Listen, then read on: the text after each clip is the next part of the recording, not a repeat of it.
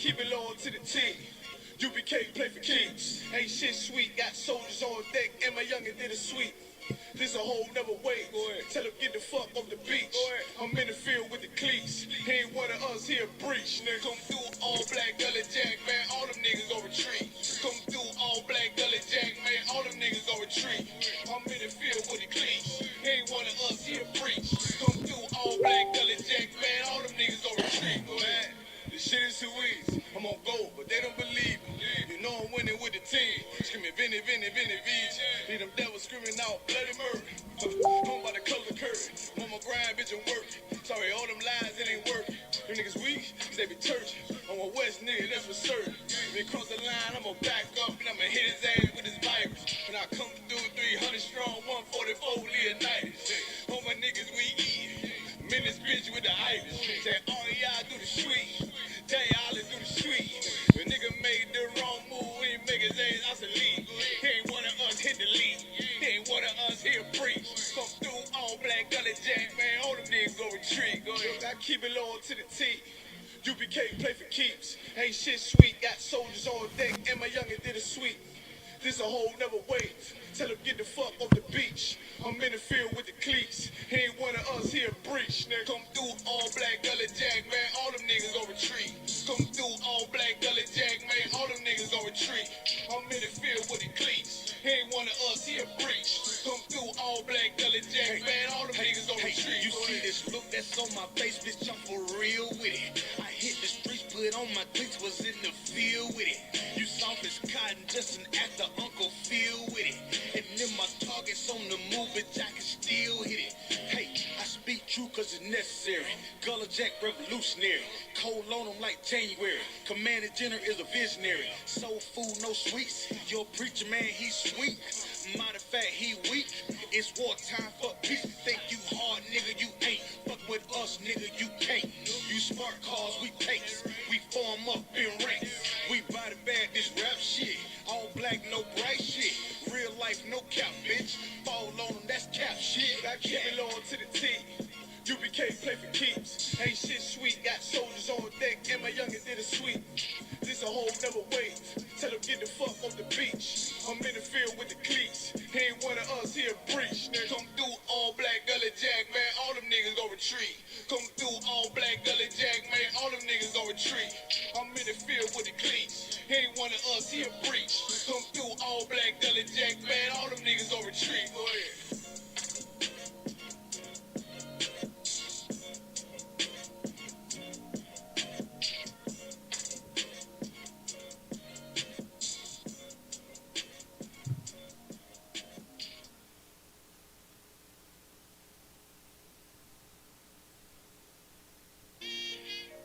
All jokes aside, you know how niggas be like, I'm this and that for life, this and that for life. I'm on this for life, nigga, this a blood oath. Hey, yo, Madara, it go a class for you, my nigga.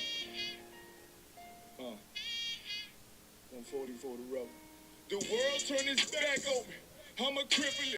We got soldiers, he got soldiers, but I got different ones. Ain't no way out, I tell you once. Don't pray for nothing, send a curse. We can't forgive what's forbidden. Remain in them churches. Trust in the Lord, but please forgive me for the times that I did in Thanksgiving. Have your respect to your apprentice. Be about your business. This loyalty's a death sentence. Look, trying to pick up with a blind foot. They said there'll be many mansions. I'm just grinding for my time share. The devils ain't playing fair. They hunt you like bad pal. But ain't no getting out the game like Jumanji. You take that oath, it's a Dundee. They try to deal death to a priest. You won't make it out in one piece. So you can stand. Just make sure you got the heart. Say your name 3 times, it is death do us part. Look, so how you feel about this truth I done shown? This ain't the like you think, little nigga. I should want. Even your own people go this zone. And the Lord said they hate you for my name. Now you better keep it on. Ain't no more guessing, ain't no more questions. Make sure my election till I'm tucked away like George Jetson. Murder for capital, now it's murder at the Capitol. The world in amazement, we like fucking raise it, raise it. I pity those watching life as it go by. Be giving mercy in this life, I don't know why. In pump smoke, never try to. The day that all my brother be the day that sold out on the phone. Salute my nigga. Salute my nigga. They like, how you stay focused? I told them I'm motivated because of you, my nigga. Brotherhoods and weapons, still got weapons on the scene. Now never do my niggas like Bishop did Raheem. Never mind in all beliefs. They under anesthesia. Shorty say she leave me, say she wanna let that love go. Told I let that love grow. But if I bring you to my bed, that's a blood. Oh. So, how you feel about this truth out of show? This ain't the life you think, little nigga. I should want. Even your own people gon' disown. And the Lord said they hate you for my name, so you better keep it on. Yeah, yeah.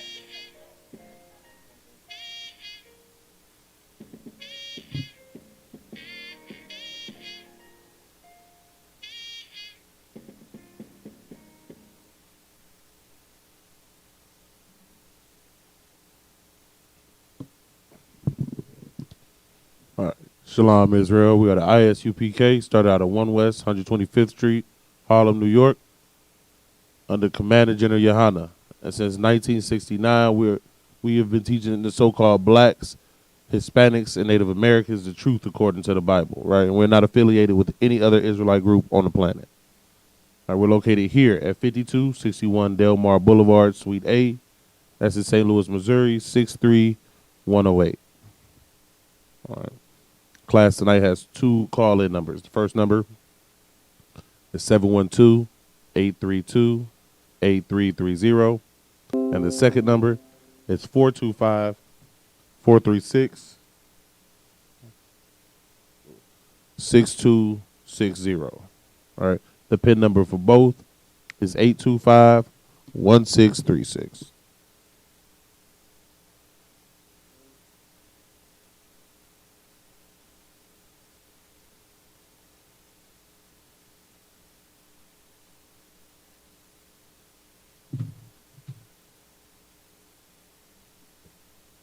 All right, this coming Friday from 1 p.m. until 3 p.m. All right, right here at 5261 Delmar Boulevard, we'll be having another food drive, right? Commander General Yohana is sending more food to the people of St. Louis. All right, and again, that is going to be from 1 p.m. to 3 p.m. You know, when you pull up, make sure you got your, your trunks empty, your back seat empty, somewhere for us to put the food, right? Most times people pull up, they have less space than we got food to give them, right? So if you're coming up, make sure you got enough room because it's going to be a lot of food. Trust me. All right, let's see. This and every Sunday we have Sharpen the Sword Radio, right? Hosted by Captain DeGaulle Gabar, most controversial radio show to ever hit St. Louis, and that's 11 a.m. to 1 p.m. The call-in number for that is 712-832-8330. And the PIN number for that is 910-1409. Or if you are in the St. Louis area, you can go ahead and meet us right here at 5261 Delmar Boulevard where we will be having the show. All right. All right, let's check and see if we got questions online.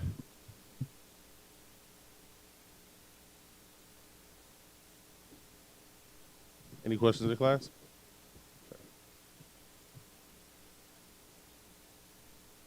All right. Title of class today. See, Tuesday night is our brotherhood class night, right? So we go over brotherhood and sisterhood issues, right? Things about how to build up better brothers and how to build up better sisters, right? So tonight the class topic, subject of class is the role of a woman, right? Now, we understand, what the role of our women has been since we've been in America, right? And that role has been assigned by our oppressor, right? That our women just did not want to be in the position they're in. It was assigned by our oppressor, and they were seduced into believing that it would be for the best. It was the best way for us to survive, right? But that, of course, was a prophecy, and this has been happening to our people, where our women have been being put over us by our oppressors, right? So we're going to start off tonight in the book of Jeremiah, the 31st chapter, and the 22nd verse. All right, you got Flock says, you got a Bible? You got one? Hold on. Salaki.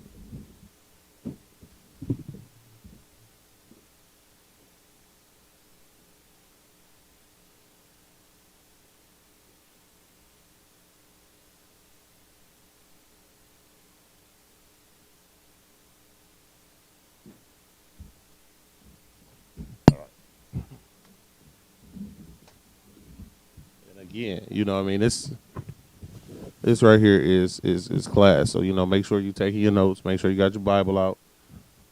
You know, because, you know, this is important because, like I say, all of this stuff is, it's none of this stuff is new, right? The situation we're in and the way our communities have been destroyed, this stuff isn't new, right? It's just this oppressor is just one of the best at it, right?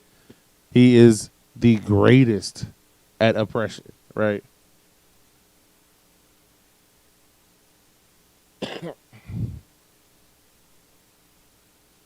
All right. You got it? All right, cool. We're at the book of Jeremiah, the 31st. The 31st chapter, the 22nd verse. All right. How long wilt thou go about, O backsliding daughter? For the Lord hath created a new thing in the earth. A woman shall compass a man. Right? So we see that originally it wasn't set up for our women to be in front, our women to be leading, right? But our women in our community are the community leaders, right? Whenever you go out and look, you see, especially with churches now, you're starting to see a lot more women pastors. Or even if they're not the pastors, the first lady's taking a much more active role in leadership in the congregation, right? You see a lot more in our community. Women have more women have higher degrees than men, right? They have better jobs, and in this society, we're taught that the one who's making the money makes the rules, right? So that's how this society has trained our women and our men to be, right? And then even when they're not making more money, they tend to get more in aid, even if the man is equally destitute. The woman tends to get more in aid, whether she has children or not, especially if she has children. You know, one of the things I like to tell people, you know, what happens if a woman has a child, especially a black woman, has a child that she can't take care of?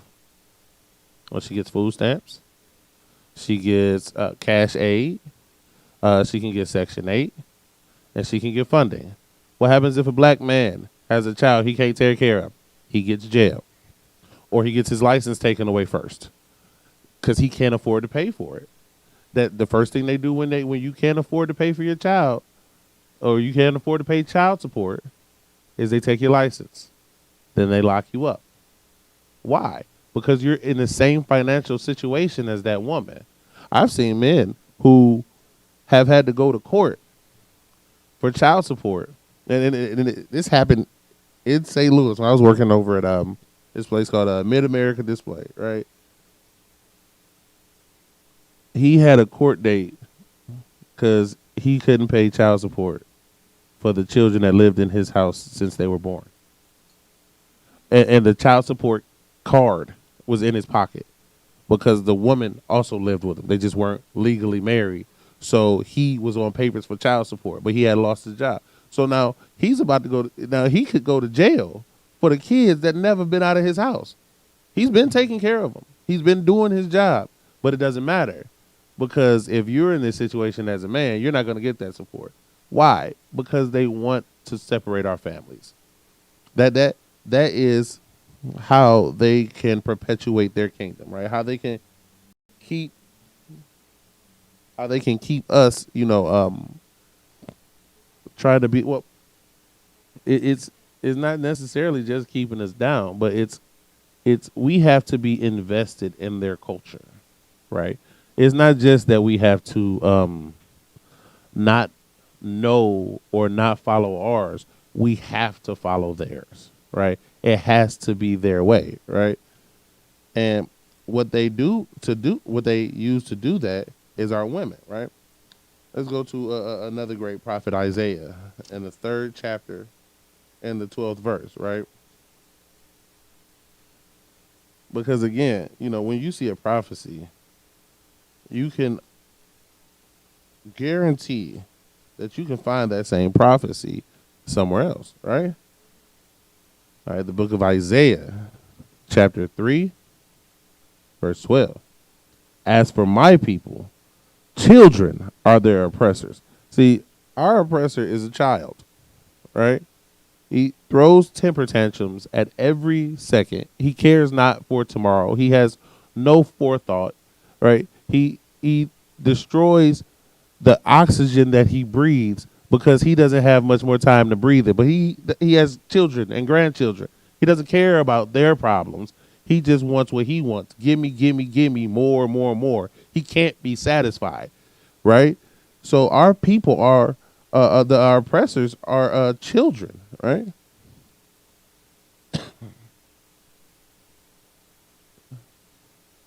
And women rule over them. We just discussed that.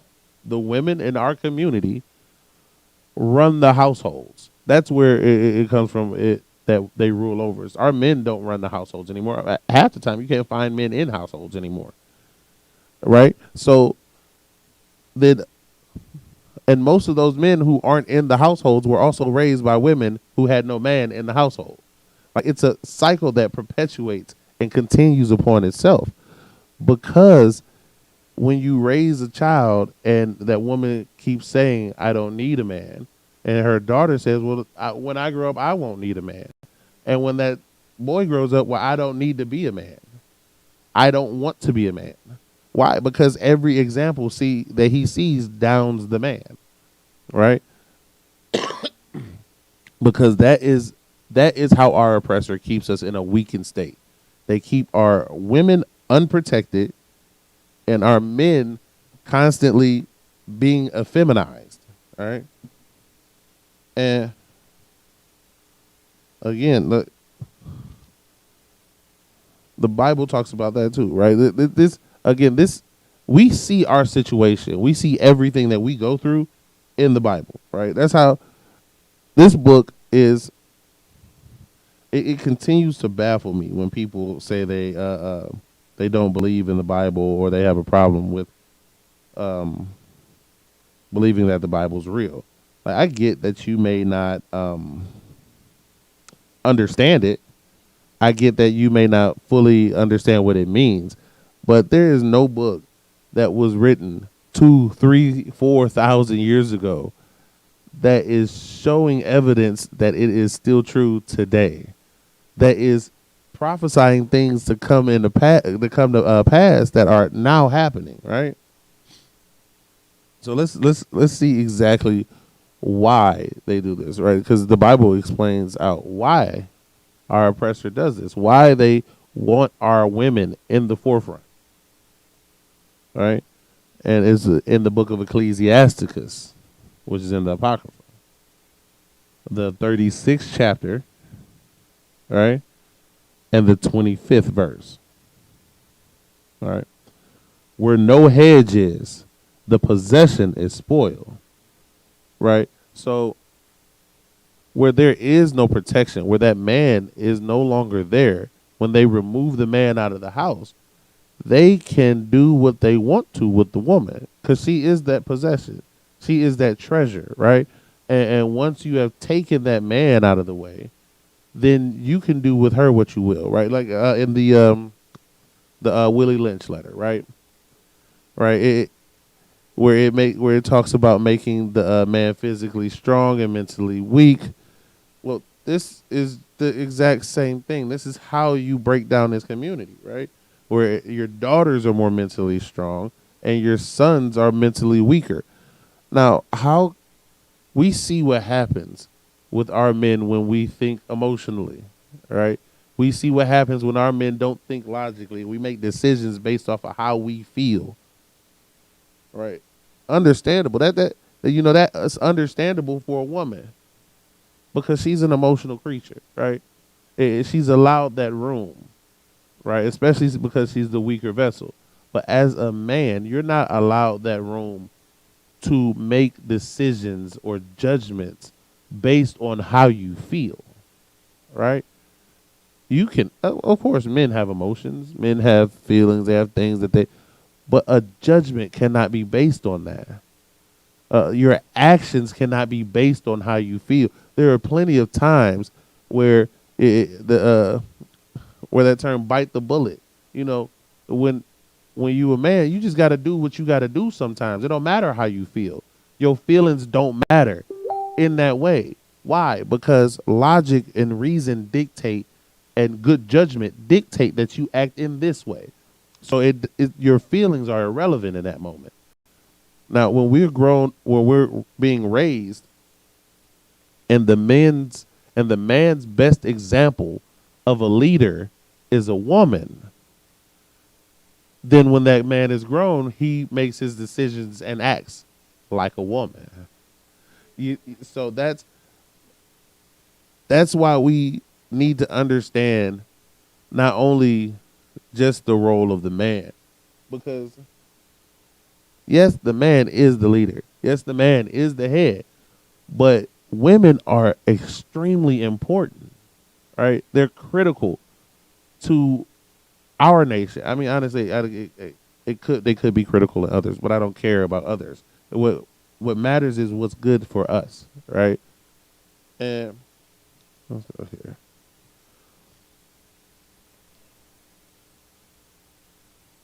We see that this is what is being perpetuated in this earth today. That we need to, our men need to soften up. Our men are soft enough, right? We are the softest thing that has ever existed. Our men are walking around wearing pants tighter than women, wearing man, if I see another man with a purse on, like, I don't know what like this is infuriating. And you want to act like you are the hardest thug in the world, and then you whip out your little handbag or your little clutch. Like, did you? What's up, sis?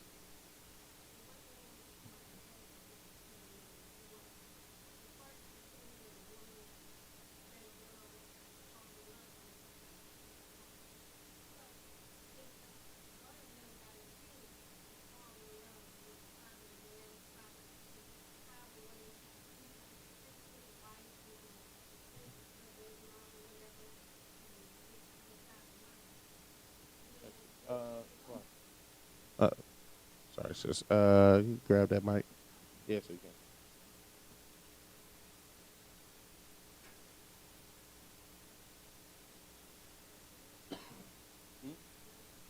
Oh, you can just start from where you.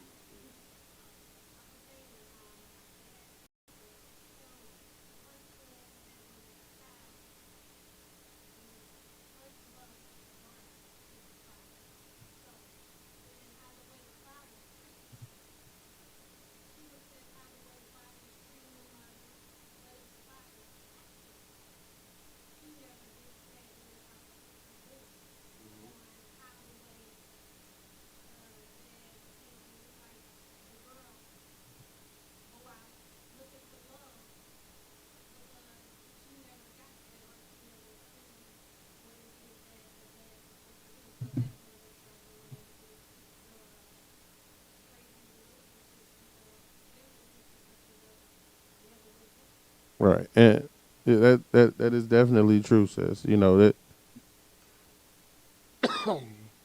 we don't see that's how a generational curse works, and the Bible speaks about generational curses, but us as so-called blacks, Hispanics, and Native Americans, we the only ones who actually talk about that outside of the Bible. Like we the only ones that actually see generational curses in our community, right? And like that's what you're saying is so true, right? You get that example when you're growing up, because a childhood is not what I always believed when I was a child was a childhood is not to be enjoyed. Yes, there are moments when you have enjoyment, of course. The purpose of a childhood is to train that child to be an adult, right? So when their entire childhood is told that they don't see a good relationship between a man and a woman, right? They're told they don't need a man, or they're told that they can do everything by themselves, and then when they become adults, and then they want to try a relationship, first thing they don't know is how to work, right? Because here's the thing: when you get in a marriage, when you are with a person, that is for life, right? So it's not that don't mean everything is peaches and cream all the time. Most of the time, it's hard work, right? Most of the time, it's serious conversations. Most of the times, it's getting mad at each other and still coming to the table and working on your issues and working on your problems, because that is a healthy relationship. That's how growth happens, right? Because people don't like to change. People like to get in their ways and they think that they're right, but they dead wrong, right? And actually, let me go ahead and hop to this verse, because this is one of the things, that men in the ISUPK, this is drilled into us, but this also goes for women as well, right? This is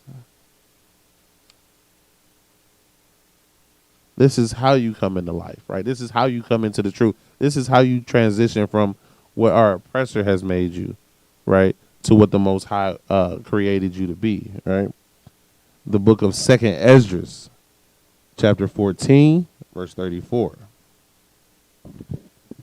Therefore, if so be that ye will subdue your own understanding.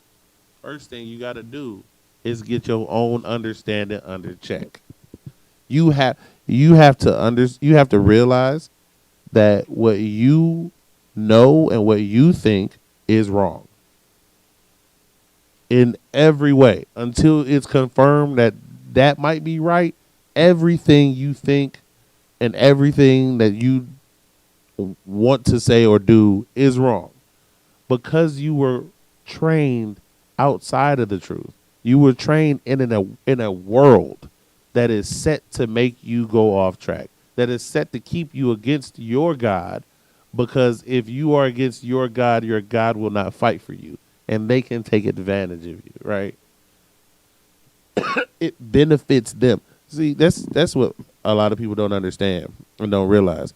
Christianity is set up that way to benefit those who created the denominations, the religions, the belief systems.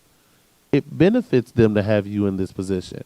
So if they can create something that makes you worship them in every way, then that is why you would do it. That's why you lie about what the Bible means. That's why you tell false truths about what's written in the scripture. You want to deceive because the deception benefits you, right? I'm going to keep going. And reform your hearts. Your heart biblically is your mind, right? You have to reform. You have to subdue your thoughts and then reform your mind. You have to change it. It cannot stay the same, right? Those thoughts that you had were wrong.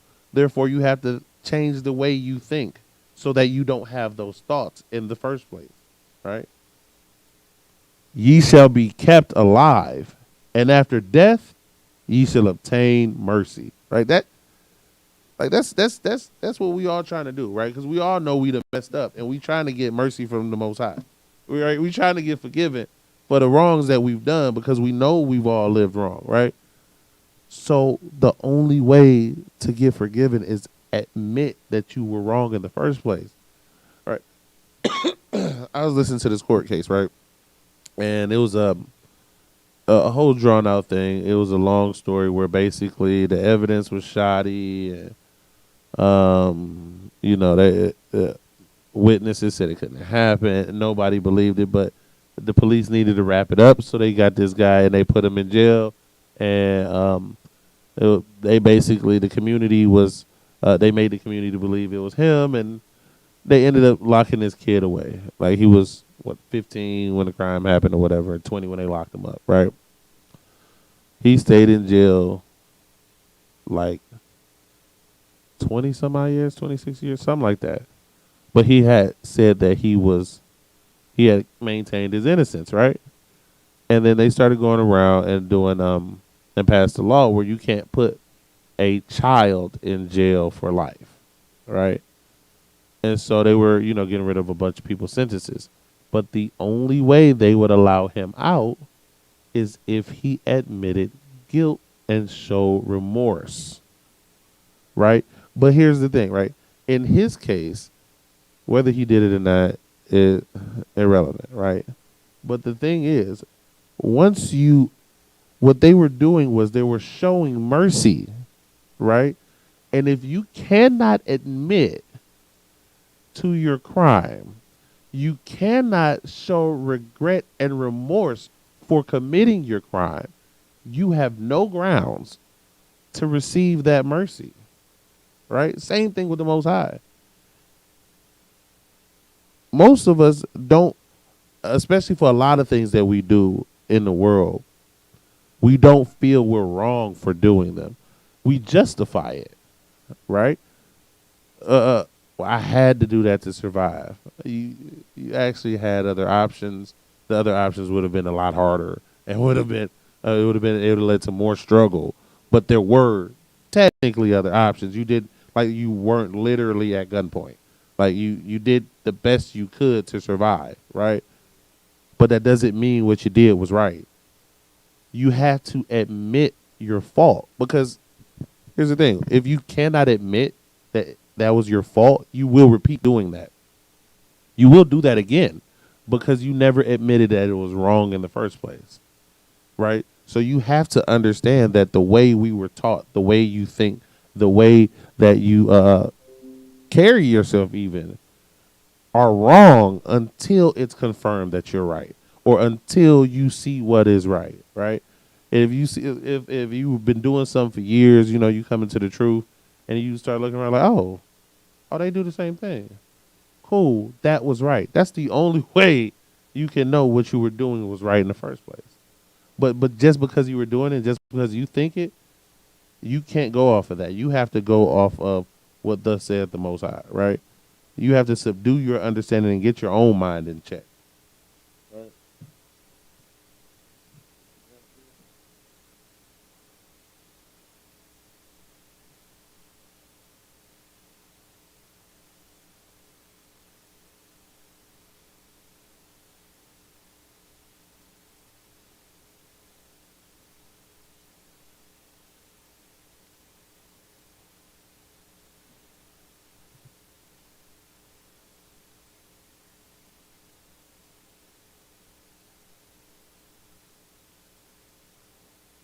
All right. Let's see where we at. All right. So now that we've understand, what.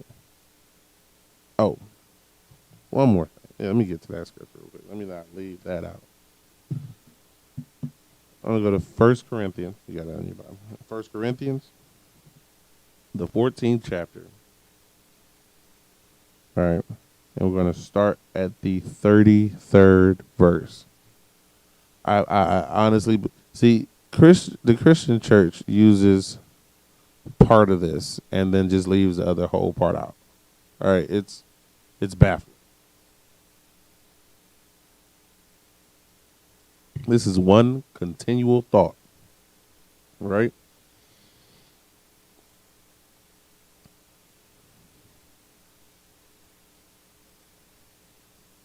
got it? All right, let's go. 1 Corinthians chapter 14, verse 33. For God is not the author of confusion, but of peace in all churches of the saints. Now, when you hear pastor say it, that's where he stops, right? All right, now let's keep reading. Let your women keep silence in the churches, for it is not permitted unto them to speak, but they are commanded to be under obedience, as also saith the law. See, that 34, Christians hate everything about that verse. Every single part. First of all, men are the leaders. A church is nothing but a congregation. And we can see when the Bible says saints, it is only referring to Israel. Every single time. In fact, let me just go ahead, because I know there's going to be some Christians that are going to want to have to challenge that. So let's go ahead and see exactly who the saints are defined as. Right? Hit there real quick. The book of Psalms, chapter 50, verse 5. Gather my saints together unto me, those who have made a covenant with me by sacrifice. So the saints are the ones who made a covenant by sacrifice. The children of Israel are the only ones to ever make a covenant with the Most High God by sacrifice. Right? So when it says the church, all the churches of the saints, it's talking about in every gathering of Israelites, in every place when so-called blacks, Hispanics, and Native Americans gather together, right? The Most High is saying, let your women keep silence in the churches. In those gatherings, let the women keep silence. That's when the men speak. Why? Because again, that whether you know it or understand it or not, that's politicking. That's politics, right? Right then, it don't even matter what the conversation is. Everything is politics at that point, right? Whether we talking about you, who the best basketball player is, or who better at 2K, or who, it's all politics. Or we going over scriptures, right? In that situation, that is a leadership type situation, right? When political will it's like exercising politics is exercising force, right? It is the same as teaching. It has the ability to sway, convince, to change the direction of an entire thought process of people, right? That is what politics does, right? When we are gathered together, right, we're teaching, and we're in other situations, other cases, we're going over politics, right? So in those situations and in those gatherings, the women are not supposed to be leading. They're not supposed to be out front. They're not supposed to be swaying the decisions of the masses of men. That's not how it works, right?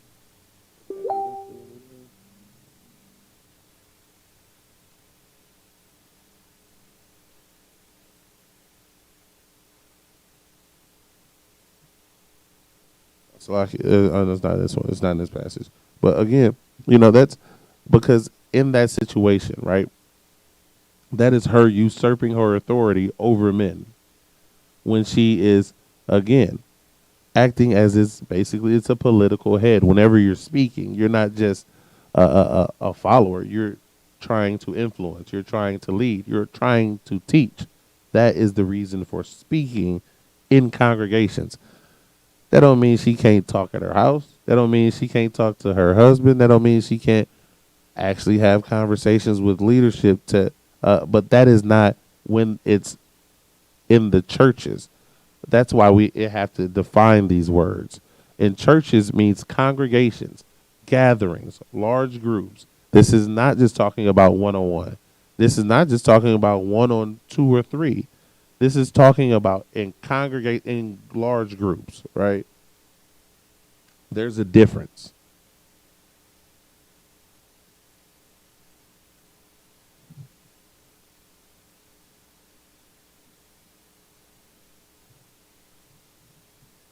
All right. Now,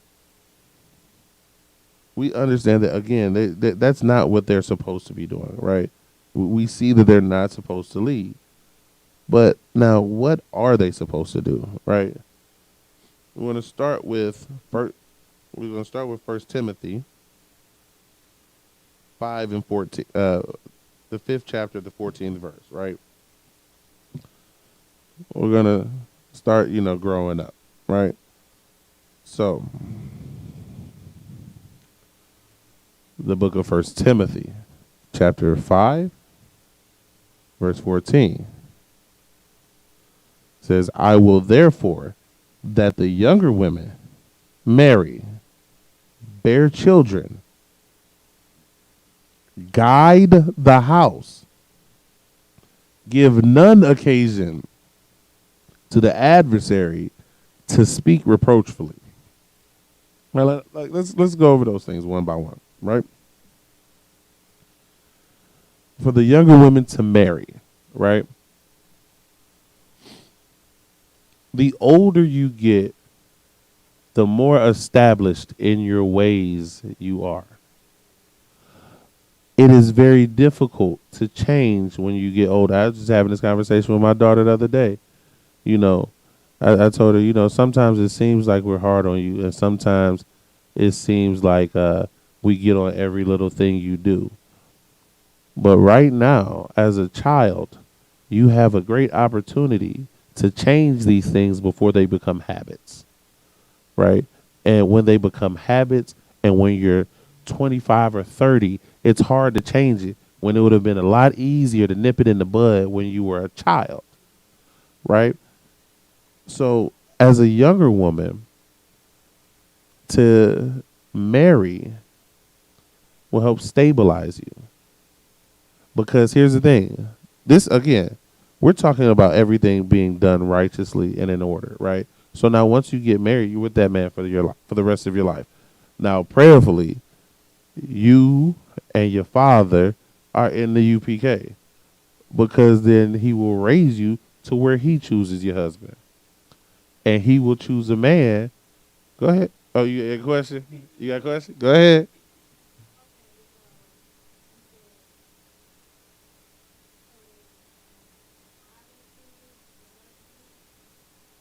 Yes.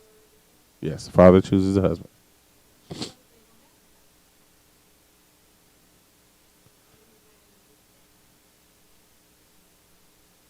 Again, that's a sad situation, and a lot of our sisters are left out here for that very reason, right? But optimally, the father should choose the husband, and there's many great reasons for that. A couple of them are: a father was that 18-year-old boy before. A father knows every little game that boy about to run. Now, here's the thing, right? Ain't nobody talking about forcing nobody on on a child, right? Like, of course, there's a courtship period. Of course, there's a getting to know each other period. Of course, there's a let's see if we are compatible with each other period. But once you marry, it should be someone that your father has chosen and or approved, right? Because again, like I said, he see the stuff you don't when you a child. You see what I'm saying? He done ran the same game that boy is about to try to run on you. Game ain't new. Game ain't changed. It's the same thing it's always been.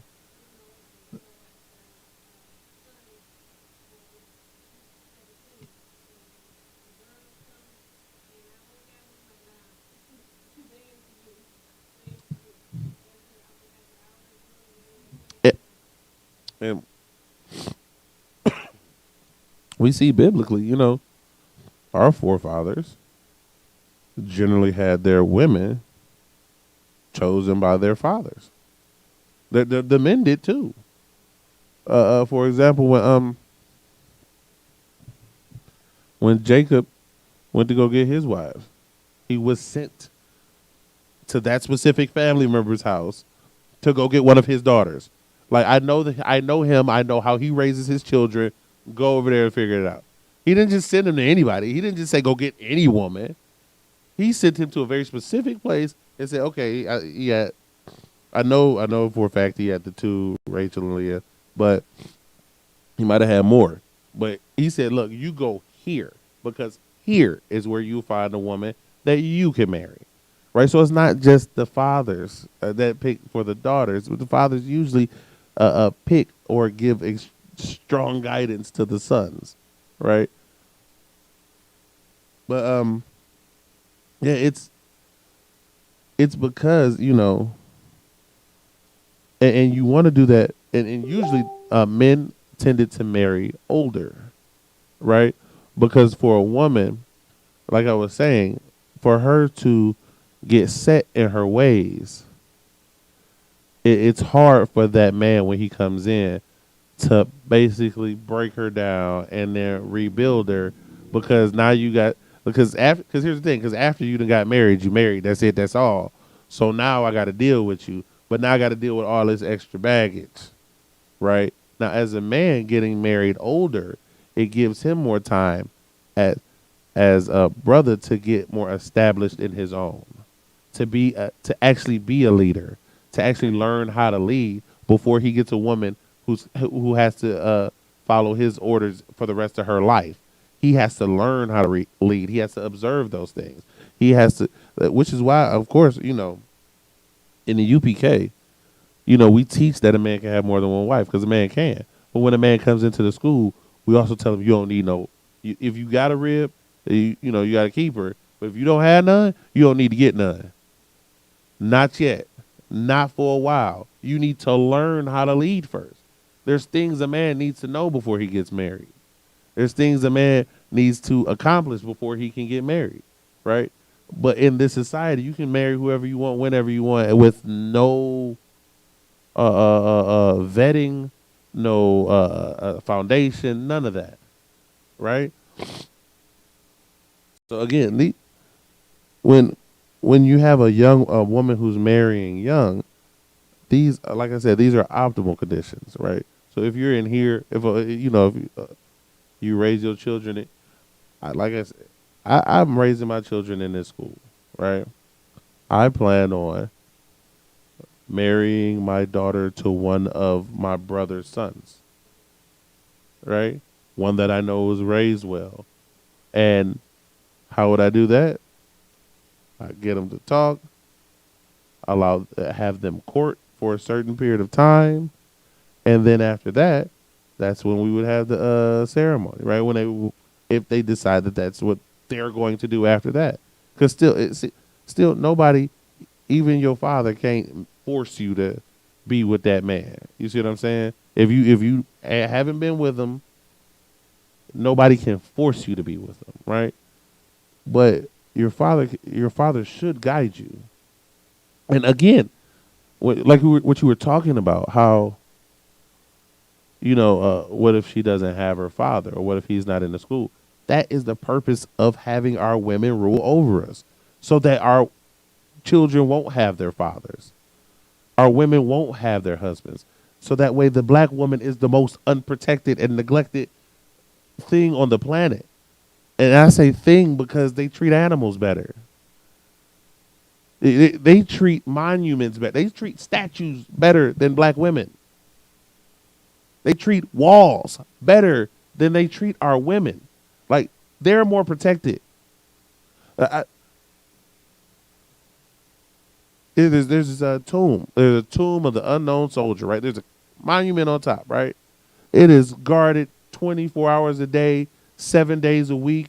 And if you step too close to it, you will have armed Marines coming at you with rifles.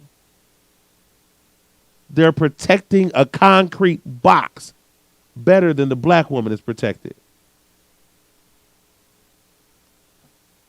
That is what this society has done to us, right? What we're doing here is trying to get back to where we're supposed to be, getting back to where our men lead and our women are protected, right?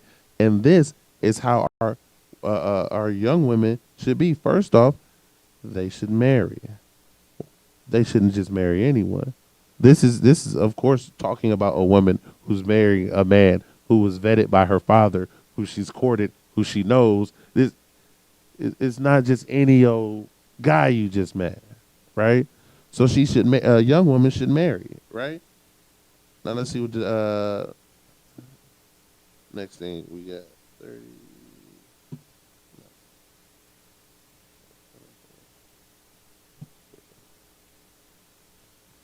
All right, bear children. Of course, having children when you're younger is obvious because, yeah, having children when you get older leads to more complications. It's possible, but likelihood for what are called birth defects or negative consequences are more likely when you're older and you have children. So, of course, when you're younger, that's when you have children, right?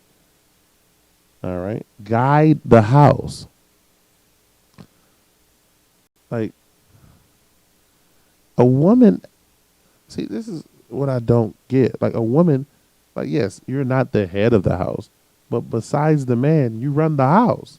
Everything, and especially if your man is working 3, 4, 5, 6 jobs, he going to camp, he doing this, he doing that. Who else is running the house? Who else is guiding the house? In fact, let's look at one of the best examples of a woman who was guiding her house well, right? Who did exactly what she was supposed to do, right? Going to the book of Proverbs, right? The 31st chapter and the first verse, right? The book of Proverbs, chapter 31, verse 1. The words of King Lemuel. Lemuel was also another name for Solomon, right? Solomon had more than one name. It was one of his other names was Lemuel. Every so-called black, Hispanic, or Native American got about 5, 6 names, depending on where you know him from, right? This is just one of his names, right? The words of King Lemuel, the prophecy that his mother taught him, right? Proverbs is a book written by Solomon. These are like Psalms is mostly David. Of course, there's multiple writers in Psalms, but it's mostly David. Proverbs was written by King Solomon, and his punctuation, his period, the final point he put in his book that is in the Bible was the advice his mother gave him. The wisest king to ever exist, the wisest man ever on earth. He punctuated one of his greatest works with the words of his mother. King David was off at war his whole life. He said his hands were so bloody he could not build the Most High's temple, right? He was when you're off at war, especially back then, you're on a campaign. You're on a campaign for 3, 4, 5, 6 years. Like a short one is 3, 4 months. King Solomon was raised, and yes, the Most High gave him a double portion of wisdom, but he was already wise in the first place. That's why he asked for wisdom, because he was wise. Like an unwise person does not ask for more wisdom, right? He was already wise enough to ask the Most High, who was offering him whatever he wanted, for wisdom, right? He was raised and taught by his mother, right? This is why the bearing the children and the guiding the house is so crucial. It's so important and it's so critical, right? Because even in Edomites, I know it changes every 5 seconds. Psychology, the information may be out. Some of it is maybe outdated, but even in Freudian psychology, everything tends to begin and revolve around the relationship with the mother. Why is that? Because she's your first nurturer. She's your first educator, right? She's the one who's supposed to be guiding the household. Right? These are very important and heavy works to be doing. Right? To be a wife, to be able to guide a household. And it says, give none occasion to the adversary to speak reproachfully. That means you're beyond reproach. You carry yourself well. There's nobody that thinks the baby comes from the milkman, right? You're not the talk of the town of gossip every 2 seconds, right? Because that is how a woman should be. A woman in this truth should be. And here's the thing, if you're not, no sweat. You know what you need to work towards. You know where you need to grow at, right? If for some reason you haven't attained these things, this right here is talking about younger women. Younger women don't have all of this together. This is what the younger woman's duty is while she's transitioning into an older woman, right? This isn't everything you got all at once. No, it takes time, right? Because here's the thing, and it's said in this reason. It's said in this order for a reason, right? First you marry, right? Now you have a new lord over you. Then you bear his children. You got to marry first to bear the children, right? Now, guide the house. Well, how do you know how to guide his house? You have to marry him first. Well, first you have to get to know him. Then you have to marry him. Then you got to bear his children to even have a household to guide, right? This is said in this order for a reason, and this isn't an overnight thing. This is a process he's laying out, right? These are steps. And give none occasion for the adversary to speak reproachfully. When a marriage is new, usually you don't hear too much bad about it.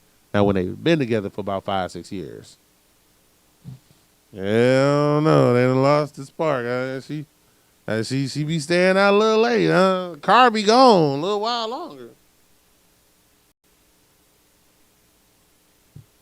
Like, again, this is a process, right? Now let's also see it. Let's see.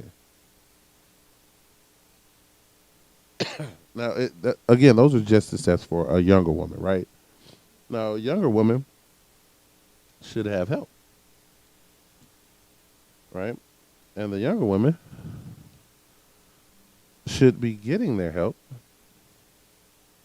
from older women, right?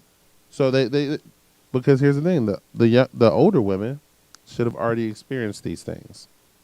They should have already had a household to run and run it well, right? They should have already had a husband that they were taking care of, children that they've raised, right? There you go. So let's see what the older women should be doing, and that's in Titus, right? Titus, the 2nd chapter, 3rd verse, right?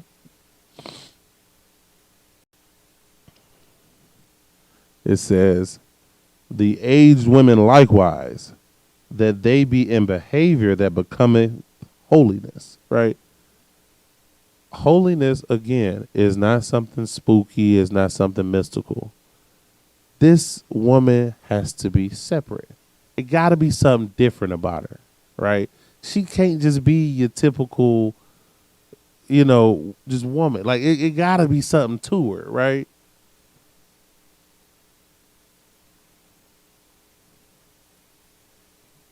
Not false accusers. You can't just be lying on people. You can't just be making up stuff. A lot of people make up stuff. 1, because they like a good story. 2, they like to start stuff to see what happens. Right? You can't just be making up stuff. Let me see.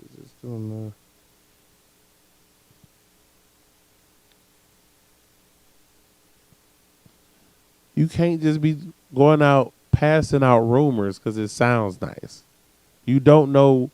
You don't know most of those rumors are true.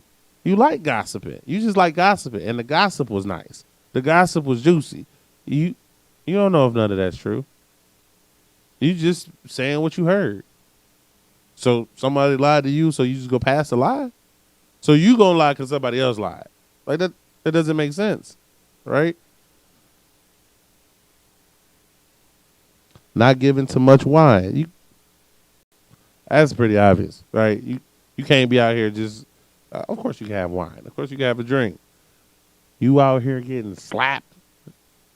You out here, you can't control yourself. You falling all over yourself. You throwing up. Need your girls to hold your hair back. You an older woman.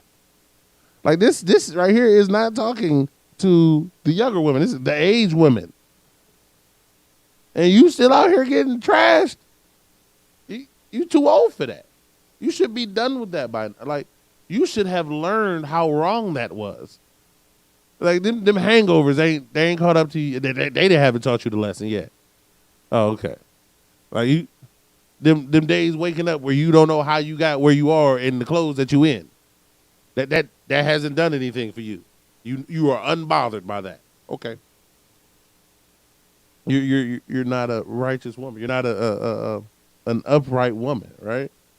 Because that's what we're reading here. If you're in this school, if you're here, you're trying to get to this, right? And there are sisters who are already there, and that's great. I would tell y'all exactly like the scripture tell us: beat down their doors, and figure out how they did it. Ask them, be in their ear. Let them blow their phone up, right? Because that's the only way we're going to get to this, is because we have been taught as a people that we don't need each other, and the exact opposite is the truth, right? The exact opposite is the truth. We've been telling we in our community, women that say, "Oh, don't let them say nothing to my kid. You can't tell me nothing." Like, and my favorite one out of the hood is from the Book of Tupac. Only God can judge me. Like, look, none of that is true. We need each other, right? Righteous women need to be teaching those who are coming in, those who are coming up, those who are trying to attain what they had, what those righteous women already have. Just like the righteous men in the school are teaching the men coming in exactly how they got here, exactly how they beat them demons, right? How they got over it, right? And all of this needs to be done with humility, because we have to remember, look, each and every one of us at any point, especially before, we attain perfection. Some people have attained it already. Some people haven't. But every second before that, you'll deserve nothing but death. The crimes that you piled up against the Most High, you deserve nothing but death. It don't matter how long you've been in here. You still deserve that punishment for the crimes you committed. So when you see somebody who is struggling in here, or when you see somebody who's out there in the world and still hasn't made it in here yet, right? You not better than them. We have to remember that to keep ourselves in the right mind state. Because here's the thing. If you so much better than them, how are you ever going to serve them? You can't serve them if you feel like you better than them. Right? You can't serve that young sister coming in if you looking down your nose at her every 2 seconds. You can't serve that young brother because he don't have the best clothes on. He don't have the nicest outfit. He don't smell right. His hair don't look good. You can't serve him. Right? So brothers and sisters need to understand in here, Unlike the Christian church, it ain't about, you see, and that's another thing about the Christian church that make it so wicked, man. Like, honestly, I know a guy who was years behind on his child support, right? Living at home with his mama, in his 30s. Hey, he had all of the nicest socks and gaiters and suits for church.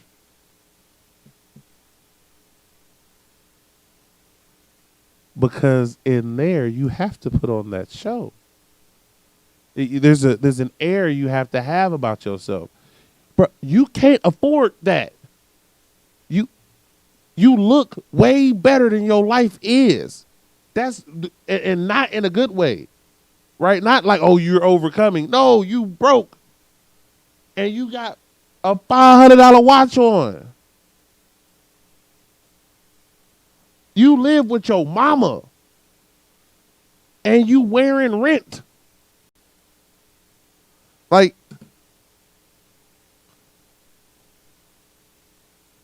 you can't. That's why that church can't serve you. Because it's all about the outside. It's all about what you see. It's not about the actual actions. It's not about what actual changes in their life they've made. It's about how good they look. Right? In here, that's irrelevant. In here, how well do you serve your brother? How well do you help your sister? How well do you take care of your people? Right? How loyal are you? How down are you to stay in this truth no matter who comes against you? That's what matters here. Quality. Not just a facade. Right? So these younger women, with what they're learning, these older women these aged women are supposed to build them up. And when it's talking about aged women here, back then, it actually meant aged. It actually meant older, right? But here, more so, it means that you've been in this school for a while. You've been in the truth for a while. You know a couple things, right?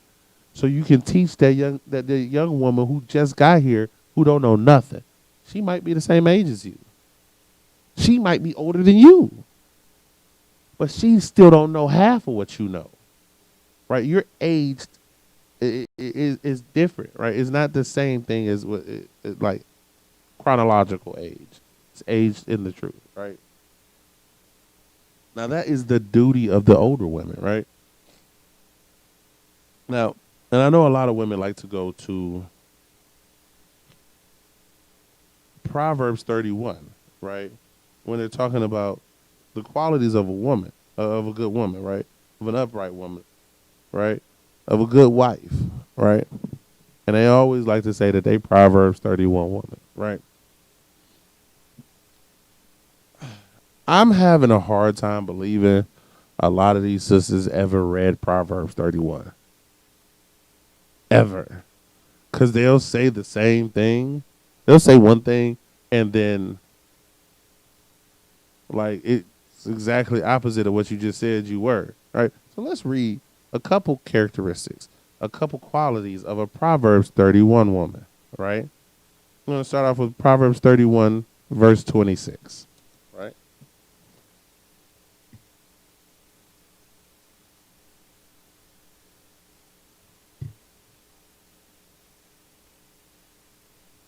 In Proverbs 31, verse 26. She openeth her mouth with wisdom, and in her tongue is the law of kindness. See, here's the thing. You can't be a dragon and be a Proverbs 31 woman. You can't be breathing fire and you a Proverbs 31 woman. You need to be able to rule and control your tongue, right? You need to be able to speak with some decorum. Act like you got some sense sometimes, right? what the words that you say, they should be wise. Why? Because you thought about them, because you had time to think them over before you said them. It's not just what you thought or what you feel and it just came out your mouth. That's not what a Proverbs 31 woman does. She speaks wisely, right? I heard a saying, in a quote from a movie, right? It was a beautiful quote, and it was talking about this man's wife. He said, "She's a woman of few words because she knows the power of them." That you don't have to say much if what you say carries weight. But when you running off at the mouth all the time, none of your words mean anything. You devalue your words by using too many. Right? Let's look at another quality or characteristic of a Proverbs 31 woman. We're going to go up to verse 16. All right? Verse 16. She considereth a field and buyeth it. With the fruit of her hands she planted a vineyard.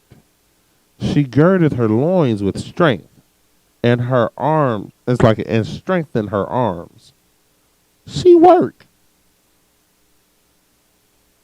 She works. Like, she's not a bum. She's not idle. She puts in work. Right? Now, again, this is talking about, this is literally talking about buying a literal field. But the advice, it wasn't actually talking about a woman who's actually buying a field. It just means work. Right? Now, whether that work is, a job, 9-to-5 job, or she an entrepreneur, she does that, or she puts in work at the school, she's not a bum. She's not just sitting around doing nothing all damn day. It's like all day, right? And again, and the reason why I say that this wasn't specifically that she was literally buying a field, this is advice a queen is giving to a prince who's going to be the next king. He not worried about you buying a field when he owns all the land.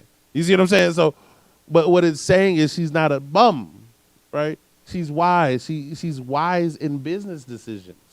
She considereth a field, right? She thinks about it. And then after her thought concludes, then she buys it. She doesn't just go spend money frivolously, right? She girdeth her loins with strength. She tightened that belt. She pinching them pennies. You ain't about to just get all of her money up out of her. Not happening. You ain't about to run a scam on her. No. Because, again, whenever she opened her mouth in the first place, it was with wisdom and kindness. Right? She was wise in her decision making. So you ain't about to run no money up out of her. Right? Let's look at another. Let's go to 31. Last verse in the chapter. All right. Give her verse 30. Proverbs 31, verse 31. Give her the fruit of her hands, and let her own work praise her in the gates. A Proverbs 31 woman has a reputation for her actions that are positive. Not just a reputation off of what somebody heard or what they said or anything negative. They see the work that you're doing. See, again, if you were just like I was saying before, if it was just you were buying a field and it's a nice field and you consider that's not really noteworthy. Oh, she's great at real estate. No, like this is talking about her putting her hands to the plow, her putting in work, right? And that, and a lot of times, let's see.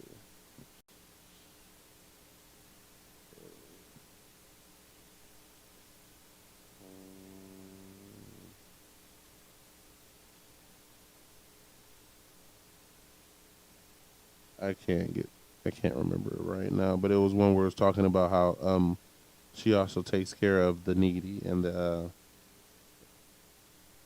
but yeah, so she works with her community. She works in her community. She guides her house. So it's not just her home family. Her community is her family, right? And that's the reputation she's known by, right? She's known for doing work, right? Here's the thing. If you can't control your mouth, right? Nobody knows any works that you do. In fact, that's because you're not doing any works, right? You're not guiding how are you Proverbs 31 woman and you meet none of the requirements? Because you're pretty? The Proverbs 31 talks about that too. Verse 30. Favor is deceitful. Beauty is vain. But a woman that feareth the Lord, she shall be praised. It's because you cute don't mean you Proverbs 31. It means exactly the opposite.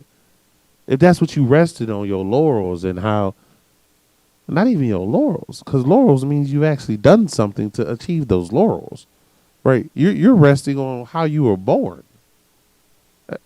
Yeah, every princess was born a princess in here. Hate to bust you up. You think you're cute? You're not cute, because here's the problem. In here we understand and realize that mouth is going to kill all that. Right? So you have to be about something. You have to have something to you. You have to be in here putting in some work. That is the role of it. Those are the roles of a woman, right? Those are the things that a woman is supposed to be doing. And I am still trying to figure out how people outside of here say that we don't have our women doing nothing, that they shackled up, and they got jobs to do. They busy, okay? You don't see our women because they busy doing other stuff. Like that's a lot to do. To be bringing in money to your household, guiding your household, taking care of that man, and raising them children, going out there, getting your degrees, furthering your business. You got a lot on your plate as a woman, right? The fact that you're not out here up in front and are the face of the organization is simply for your protection. See, the Christian church has been running the black community since slavery. And they put the women out front. They do. And that's exactly how the women are the most neglected. That's exactly how they're the most unprotected. It always confused me, right?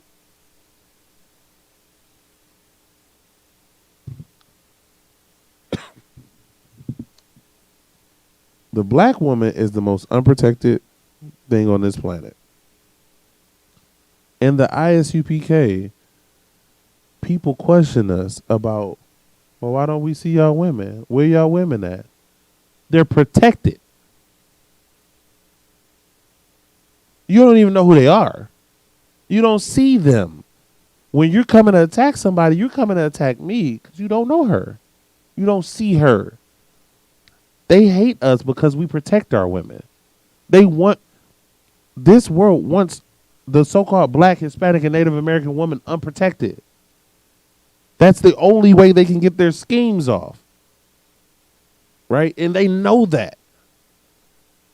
We keep getting y'all out of the world and then hiding y'all away from the oppressor, putting y'all in a house with a family that loves you and is supporting you and is trying to make you grow and making sure you get your education.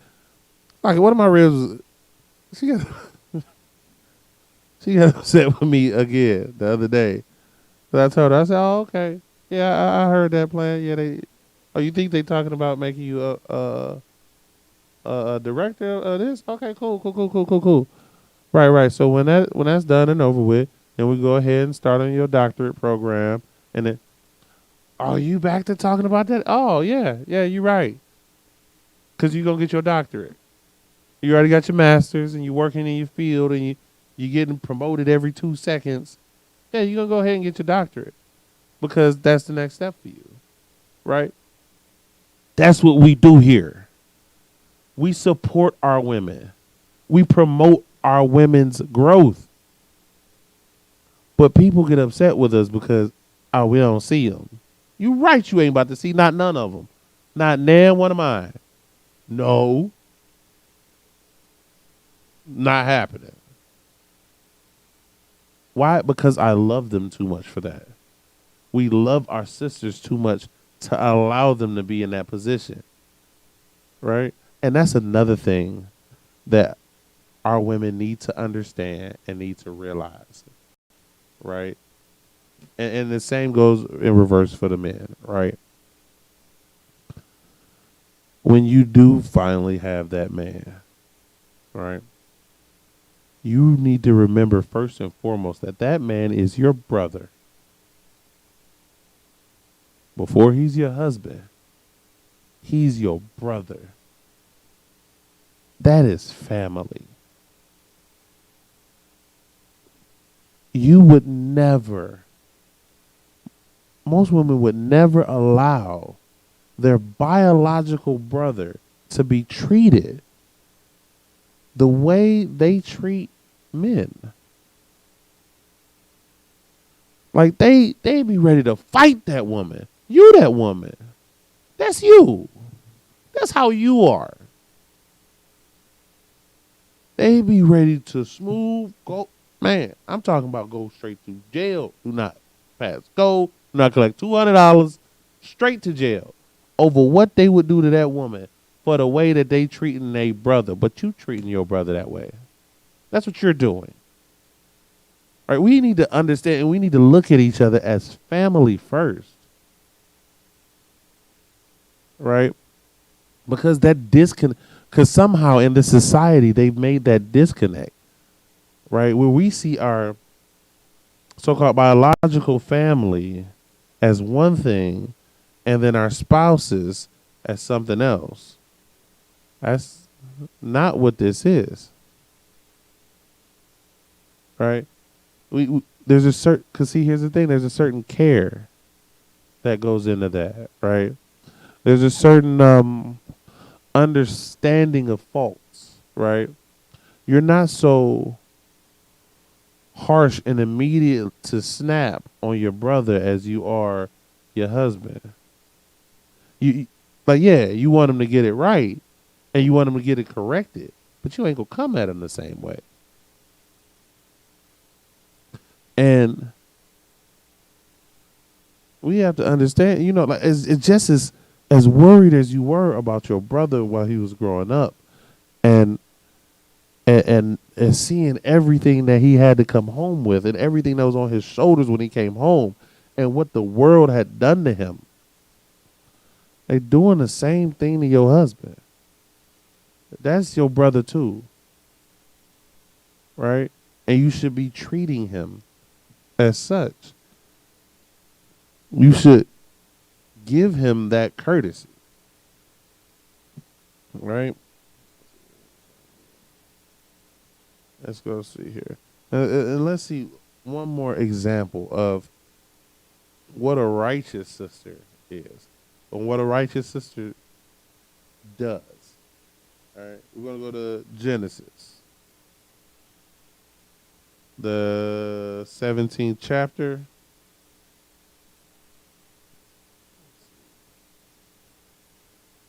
And the 15th verse.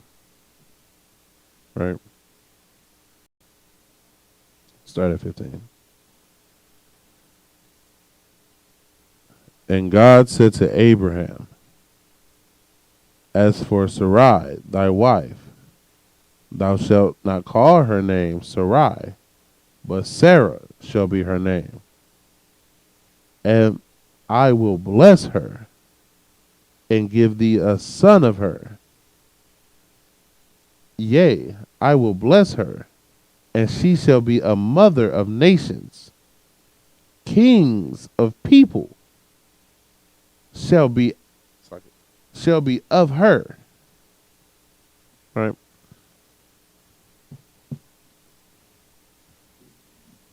Sarah was a righteous woman, right? So here's the thing that happens when you're a righteous woman and you're married to a righteous man. What you're bringing forth is royalty. You're raising kings. You're raising princesses, right? Yes, obviously, we have to discipline our children, right? But we also have to raise them up understanding their obligations, understanding that they're not just common people. They can't do what common people do. They can't do what they see every other person doing. They must carry themselves in a certain way. See, this is how you get a younger woman to that stage to where she can learn how to bear children and guide a house. Because when you start to raise her as a princess and you start to realize what you're bringing forth, see,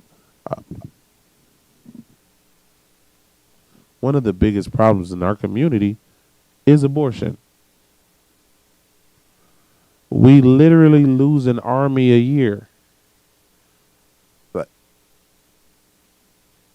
And the reason that we have those abortions is the problem. It's the root of the problem.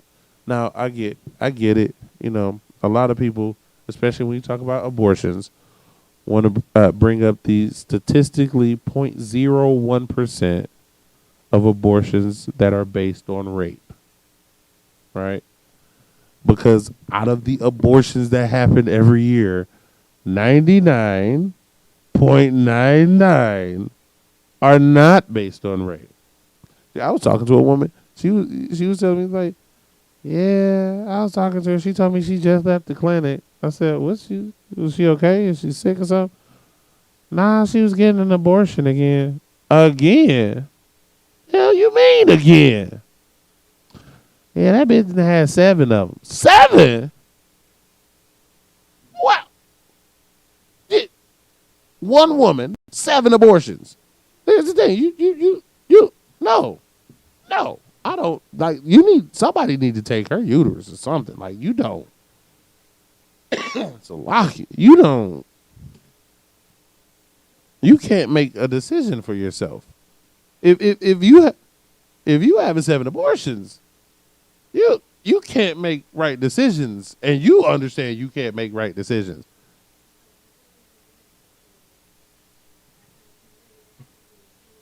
Probably won't be able to have one.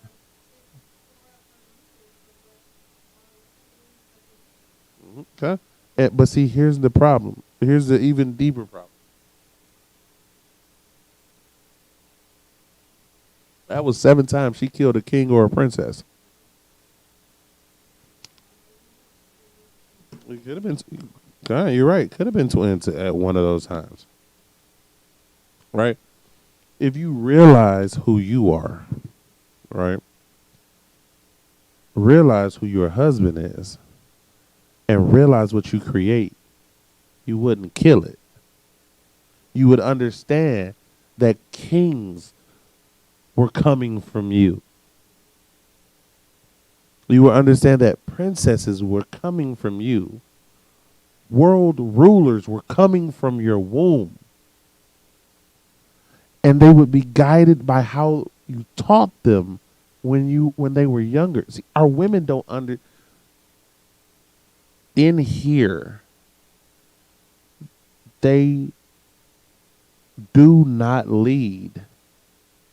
But their role is so heavy. And it is so great that I'm still trying to figure out why you want anything else. Why you want to add on to that, right? It's already hard enough. It's already, the Most High has given, The Most High didn't let up on anybody. The men have a role that we have to fulfill, and it's heavy. The women have a role that they have to fulfill, and it's heavy. Do your role, and let me do mine.